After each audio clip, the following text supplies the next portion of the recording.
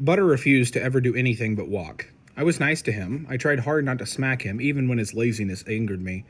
I brought him treats and I brushed him every day, and sometimes when I rode him, I dropped the reins on his neck and just let him wander around the pasture however he liked. When I stood at the corner gate and called his name, he came right to me, every time, and he stood without being tied while I brushed him and put his bridle on. I knew he liked me, he really did, but he wouldn't go faster no matter what. He wouldn't run, and until he would run, I knew we'd never be able to jump. I was afraid Lady Thornton hadn't meant it when she said I could ask Mr. Grimes for help, but in the end I decided I had to take the chance. "I'm going to visit Mr. Grimes," I said at lunch one day. It was a cold day. I was glad to be wearing one of Maggie's old sweaters. Miss Smith gave me an eye. "How and why?" "I'll ride Butter," I said. Miss Smith stared. "I do ride him quite a bit," I said. "We get on well. He's a very nice pony. He wouldn't mind taking me there." "Ada," Miss Smith said, "I may be negligent, but I am not blind. I am well aware how much you ride that pony." "Yes, miss," I said. "I've told you and told you to call me Susan," she said. "Your refusal to do so is starting to feel like an affront. Why do you want to visit Mr. Grimes?" "I just want to," I said. "He was nice to me. Susan," I added. She rolled her eyes. "And?" she prompted. "And I'm having trouble with Butter, and I don't know what I'm doing wrong. I can't hardly get him to move." "Miss, the Iron Face, I mean, Maggie's mum." "Lady Thornton," prompted Miss Smith. "Yeah, her. She said if I had trouble, I could ask Mr. Grimes for help." Miss Smith picked up a piece of carrot with her fork. She put it into her mouth and chewed slowly. "It hardly sounds like butter," she said. "When I rode him, he was quite keen, and he's not gotten that much older." She picked up another piece of carrot. "All right," she said, after she chewed it and swallowed. "You may go. Do you remember how to get there?" I nodded. It was easy, just the 2 turns. Plus, there was a fancy fence and iron gates at the start of the drive. Couldn't miss those. Miss Smith said, "If you're going to be riding out on the road, it might be better if you put a saddle on him. You could take the right stirrup off so it wouldn't bang against his side." She knew I wouldn't be able to use the right stirrup. It would hurt too much. "Is his the little one?" I asked. There were 3 saddles in the storage room, hung on racks and covered with cloth. 2 were the same size and one was smaller. "Yes," Miss Smith said. "I'll show you." "It's all right," I said. "I don't need you." She looked at me for a long time. "I never know what to do for the 2 of you," she said at last. "I should have gone to Jamie's school earlier. I probably should supervise you more, but you'd hate it, wouldn't you?" I didn't think this was the sort of question that needed an answer. I got up and scraped my plate into the trash, then filled the sink with soapy water to do the dishes. "Will you at least tell me if you're having trouble? Ask if you need help?" I didn't look at her. "I won't need help," I said. Behind me, Miss Smith sighed. "Have it your way," she said at last. The saddle was awkward, but I got it on him. I started to climb on, and the whole saddle shifted to one side. I got off, put it right, and tightened the girth again. It had gone loose. I didn't know why. The second time I climbed aboard, it stayed steady. We went through the gate and ambled down the road. The airfield no longer showed any traces of the explosion or the burned plane. Jamie had said there 3 people died, but he didn't know them.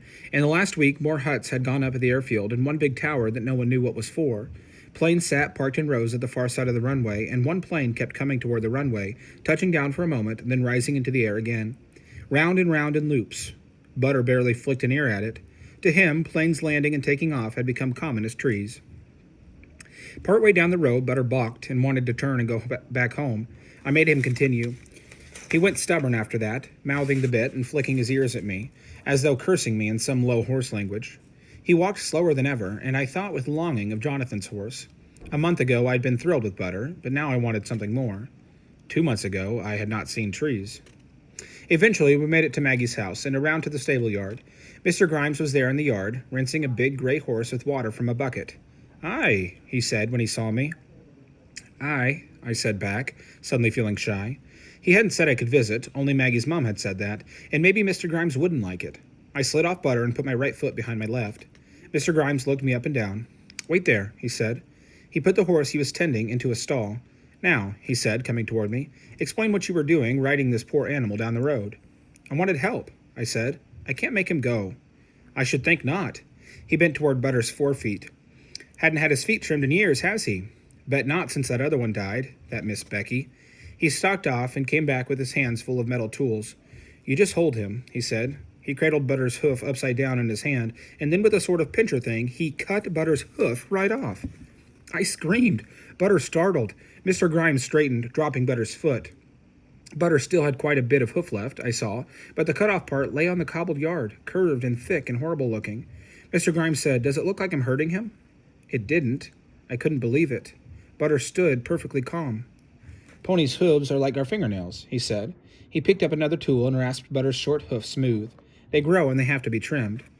Miss Smith was a bear for having our fingernails trimmed. She'd trimmed them the second day we were with her, and our toenails too, and she kept on us to trim them every week, with clippers, not just nibbling off the broken bits like I was used to.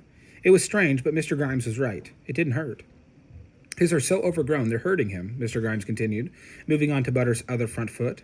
"Probably hurts him to walk at all, and he couldn't really go faster, not without tripping himself. He's showing sense. This ought to make a big difference." I felt stung. I'd been hurting him, and I didn't know. "Some people shouldn't own ponies," Mr. Grimes said, as though echoing my thoughts. Then he looked at me. "I don't mean you," he said. "Coming from London and being your age and all, how could you know? But that Miss Smith, she just threw the pony into the field once she'd sold Becky's hunters, and she's never looked at him again, as far as I can tell. She told me ponies could do fine just eating grass." "Aye, that's true, but it's not the only thing they need. If someone gave you enough to eat but didn't keep you clean or healthy or ever show you any kind of love, how would you feel?" I said, "I wouldn't feel hungry." Mr. Grimes laughed. "Well, that's so." When he was finished, she said, "You bring him back here in 4 weeks or so I can trim him again. Usually you'd say every 6 weeks, but we'll have a bit of work to do before he's back to normal. Ordinarily, the village farrier will do it, but he enlisted last week." I nodded, searched my head for the right words to say, found them. "Thank you very much, Mr. Grimes." His eyes crinkled, but he didn't smile. He pulled off his hat, revealing a nearly bald head, and scratched himself behind one ear. "It's just Grimes," he said. "Mr. Grimes, that would be if I were a butler or something important like. But if we're going to be friends, you can call me Fred." "Fred." I held out my hand the way the colonel had. Fred shook it. "And you're?" he prompted. "Ada," I said. "Ada Smith, but just Ada to you." Fred took me all around the pony. He cut Butter's long, tangled mane. Normally we'd pull it, not cut it, but this mess is hopeless. And showed me how to start untangling his tail. He taught me how to clean the saddle and bridle and how to oil them over and over with tiny dollops of oil on a rag. "You keep doing that," he said, "and any other tack you see at Miss Smith's, you oil that too. Leather dries out. It'll be ruined if it gets neglected much longer." Then he told me he had to get on working. "Too much to do these days," he said. "We've had to put the hunters back to grass. Too much for one man to keep 'em legged up and properly strapped and all. And anyways, there's no hunting with the war going on. But even still, it's nearly all I can do, caring for 13 horses." "I can help," I said. "Aye, I'd be grateful," he said. We'd already put Butter into an empty stall while I worked on the tack. I helped grain, hay, and water the horses, bad foot and all, and he didn't say a word about my limping or expect me not to be able to do things. When we were finished, I saddled and bridled Butter. Fred gave me a leg into the saddle. Maggie said horses could have club foot," I said. "She said you could fix it." I tried not to feel hopeful. "Aye," he said, "in horses you fix it with special shoes. It's not like clubfoot in people, though, I don't think. That's what you've got?" I nodded. "Can't help you," he said, "but I'll help you otherwise, whenever you like. You come back." I went down the drive. I turned left at the road, which I knew was correct, but after that I'm not sure what happened. It should have been easy to find Miss Smith's house. Instead, I got lost.